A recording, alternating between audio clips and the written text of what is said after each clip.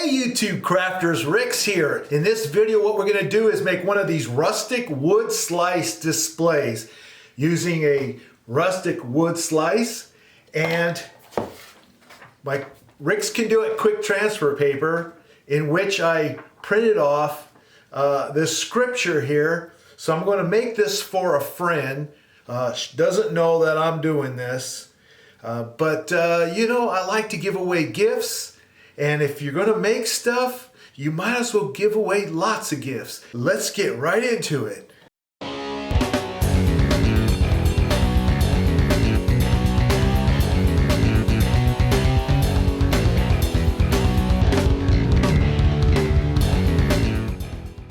Okay, first things first. I start off by using my Affinity photo application here to make a design, mirror it, and then once you have it mirrored, I'm sending it off to my color laser printer. Okay, well we're in my garage here, and the first thing we're going to want to do, everybody, is we're going to want to sand this thing down nice and smooth, okay? And then I'm going to primer it and paint it, and I'll explain all that in a minute as we go along. So let's just start with the first part.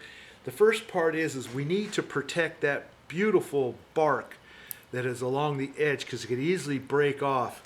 And so to do that, what I'm going to do is I'm going to protect both sides of this thing with a block of wood, okay, on each side, and then I'm going to spray the edges with a lacquer. Okay, now the next thing I'm going to do is I'm going to take a varnish, a can varnish, something like this Kmart varnish or whatever you have. You might have some other kind of clear coat stuff like this, crystal clear. It doesn't really matter. You can even brush it on. But I'm going to go ahead and I'm going to spray all around the edges here of the bark to protect it. Get in between there.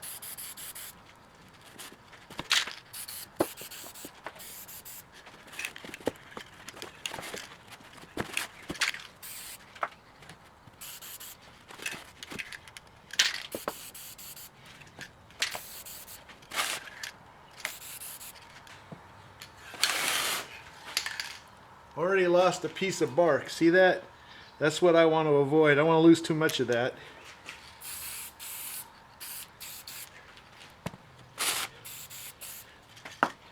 There you go. We're going to go ahead and let that dry.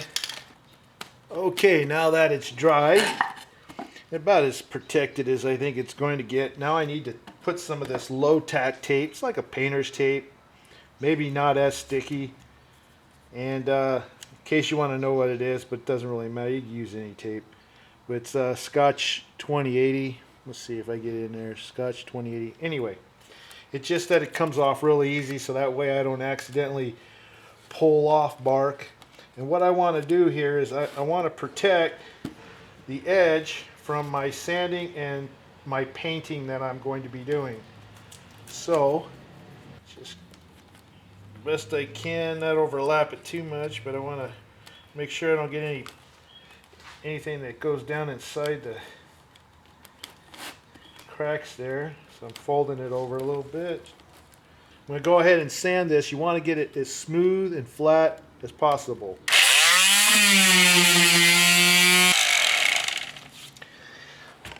Now this wood here has got a whole lot of uneven area here. And what's going to happen with uneven area is you're not going to get a good transfer. You're going to end up having missing areas. And this sandpaper I have on here is too fine. I'm going to need something a little rougher to take off the major dips and valleys here.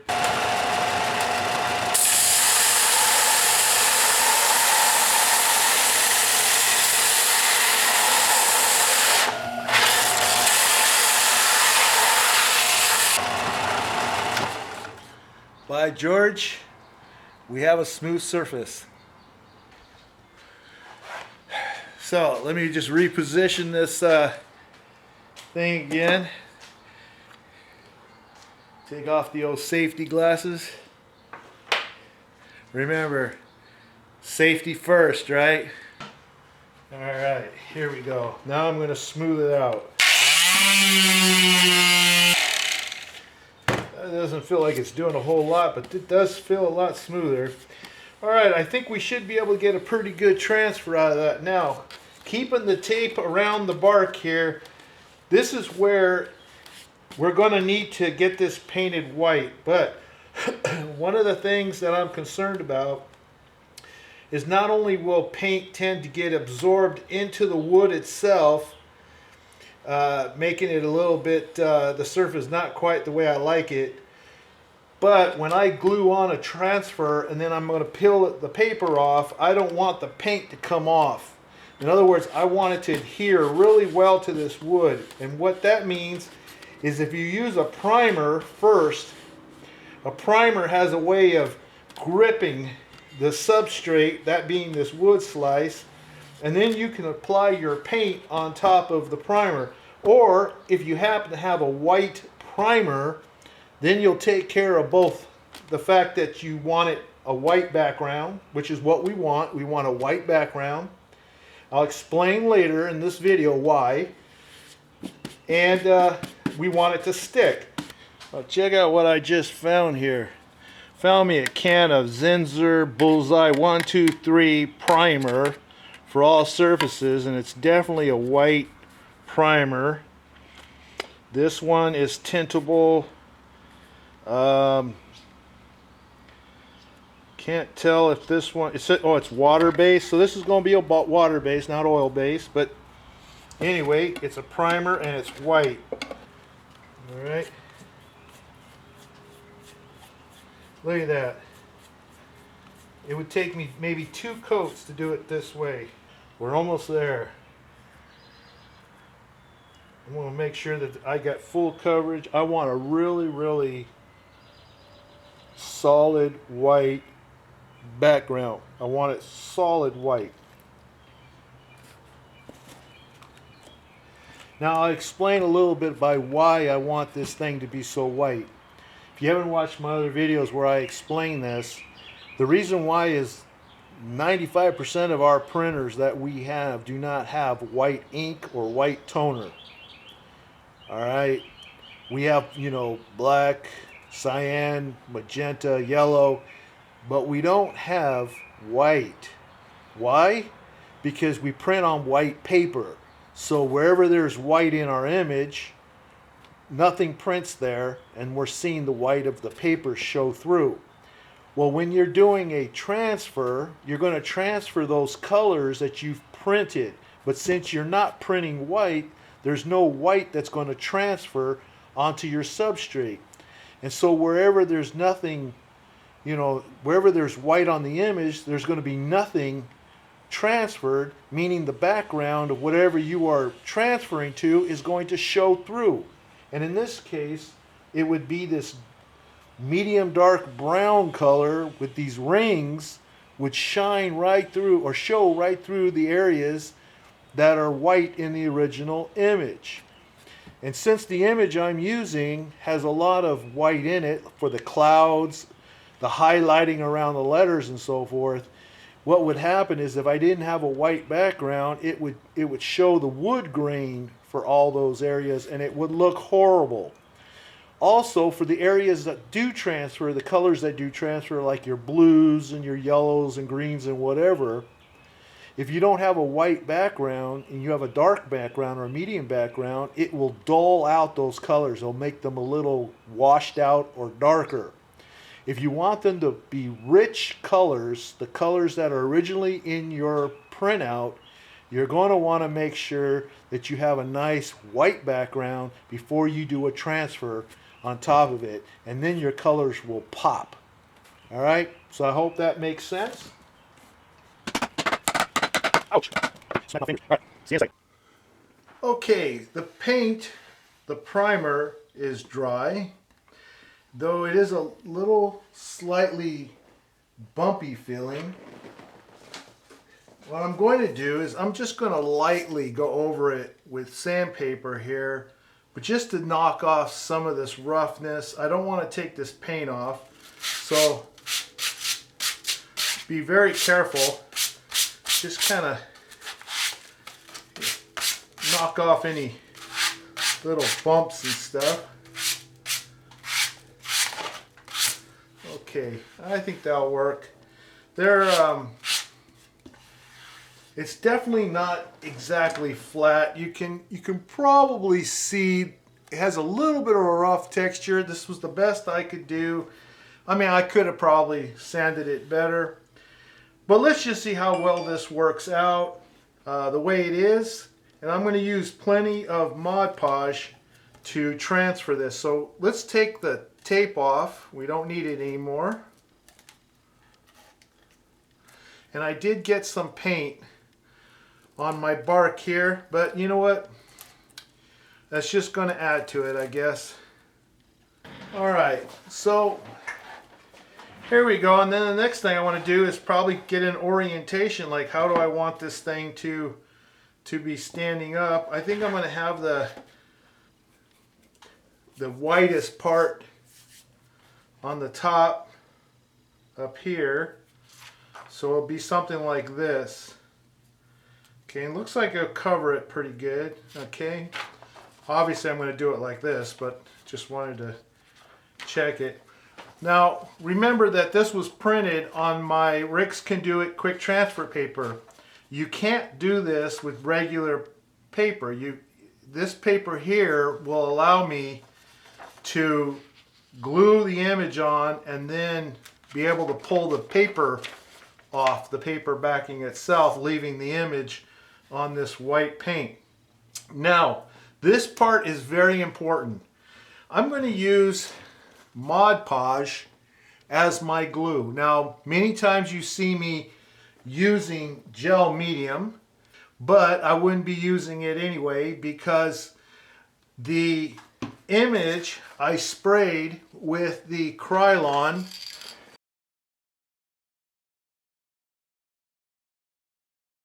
crystal clear just so that I can give it an anti-smear protection, but gel medium happens to react with the crystal clear and it will come right off. So Mod Podge will not react with it, leaving my protective barrier alone. So I'm going with Mod Podge. It's also usually cheaper to get, and most people have Mod Podge than they do gel medium. So first is to now sound effects are not necessary. I just found the lid a little hard to take off. Now I'm going to be somewhat generous with this because I know it's not going to smear my image and I want really, really good coverage. So I'm going to smear it on there with my sponge brush. And you want to make sure you get 100% coverage, because if you don't, anywhere that you don't have any of this glue on there, and that's what I call Mod Podge because it is a glue, anywhere that you don't have glue, you're not going to have a transfer. It's as simple as that, okay? And sometimes it's just a little hard to tell that you got complete coverage because Mod Podge goes on white and my background is white. So just be really, really sure that you are getting good coverage. And avoid getting those little hard bits in there because that'll keep the paper from touching the surface in those areas. Alright, so I think I've got it there. At least I hope. Now we're going to go ahead and we're going to make the transfer. So align it the best you can. Okay, I think I got it there. And then start a little bit in the center with your finger. Just press it down real gently. You want to get it seated first so that it doesn't start moving around on you. Okay, and because I use a lot of the Mod Podge, it's going to start wrinkling the paper a little bit. Use your brayer and out from the middle, go out like so. And you can already see that it's causing a lot of ooze out. Make sure you don't put that ooze out on the back of this paper. All right. One of the things that I will often do is I'll use a plastic protection like this. You've seen me do this in videos. And then this way you can see the ooze out gets on the plastic. It doesn't get on my roller. And then I don't end up rolling it all over the back of the paper. And you don't want that to happen because it will prevent the water from soaking in when we're ready to release this paper.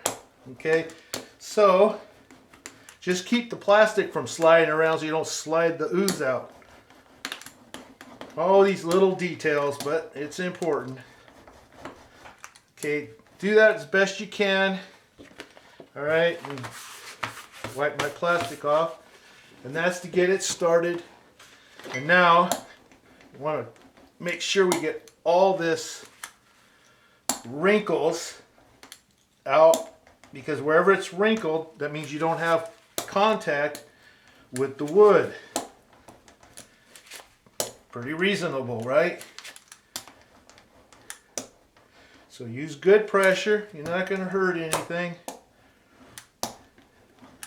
You want this on really, really good.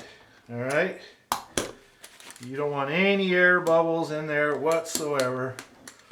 And you hope that the image will go inside some of those little crevices if you didn't sand this flat enough. Just maybe you might be able to press it into those little crevices and still get a good transfer in those little crevices. So be mindful of that. Take your finger and press down in areas that you think might have dips and get that paper down into that dip.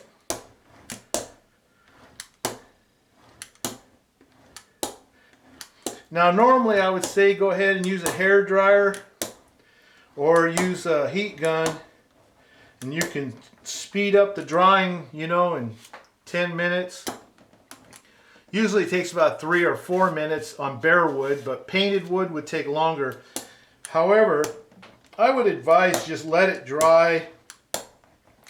Let it dry for several hours or overnight, preferably overnight. And the reason for that is the heat gun or the hair dryer can soften the paint, and then it just kind of comes off like some kind of rubbery skin. You don't want it to peel off like rubbery skin, so let's not do anything that just might compromise all this work that we've put into this, creation of this gift. So I believe that I have successfully pressed that on, and you can see close up. Yep, looks pretty good there. So we'll let that go ahead and dry. This would also be a good time to clean off any excess that you don't want on your bark. Be careful you don't peel your paper off. Now the Mod Podge itself, it will dry clear, so not a big deal. And I already have paint all around the edge there, so that's just going to have to kind of add to the look, you might say. But yeah, there you go. Just let it sit and take in the nice day, and we'll just get back to it tomorrow. All right? Until then, I'll see you in a couple of seconds for you, and it'll be several hours for me. Okay, it's the next day. I decided to just go ahead and let this thing go all night. And as you can see, I have my wood piece here, and I'm pretty confident that this is completely dry. Now I could have come back to this just a few hours after having glued it on. I believe it was dry by then, but I decided, let's just go ahead and do this the next day. So it is first thing in the morning outside. It looks like it's still going to have another thunder shower out here, so it's great to be indoors.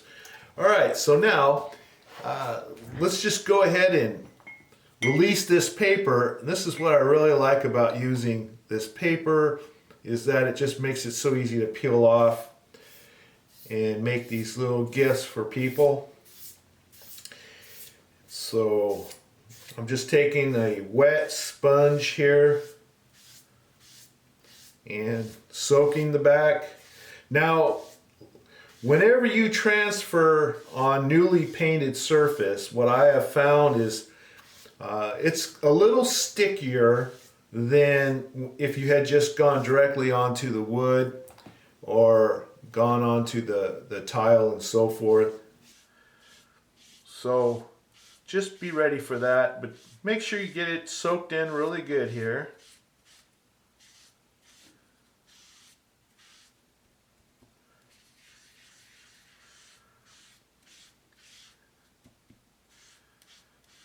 All right. Okay, clean paper towel just to take off some excess. You can see I just do it really quick like that. I don't waste a whole lot of time. And here we got an edge here I can peel back.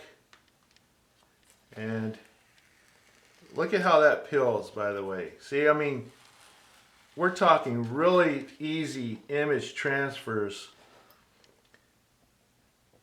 using this approach. Look at that. Look at that. OMGGG.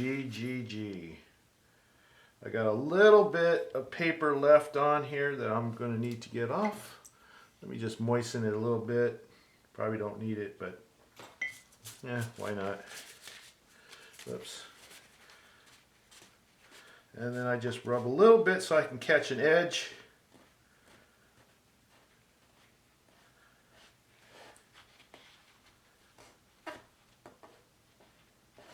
There we go. All right. Wow. Now that's pretty cool. Take a look at that. All right. That looks really good. Now what I'm going to do now is I'm going to make this all nice and shiny and glossy looking before I give it as a gift. My wife's already preparing a little gift bag to put it in. And of course these things here, I'll show you on this camera here. See, and that's an encouraging scripture there. He is not far off from each of us. All right, nice little reminder thing. You can put it up on the wall. You can have it on one of those little wooden stands. I was meaning to make several of those little wooden stands so that when I give these as gifts that they can just stand them up, but I'll just leave it to them to do that at this point until I get around to doing that. But yeah, so you know, get your crystal clear spray or use Mod Podge Glossy. You can just go over it with that, you know, and that also will provide a sort of protection.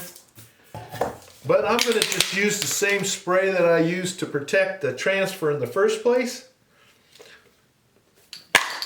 Why are these caps always so hard to get off?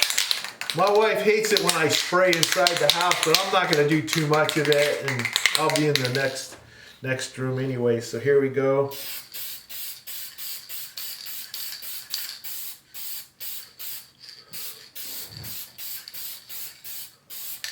Nice protection, lasts for years and years and years.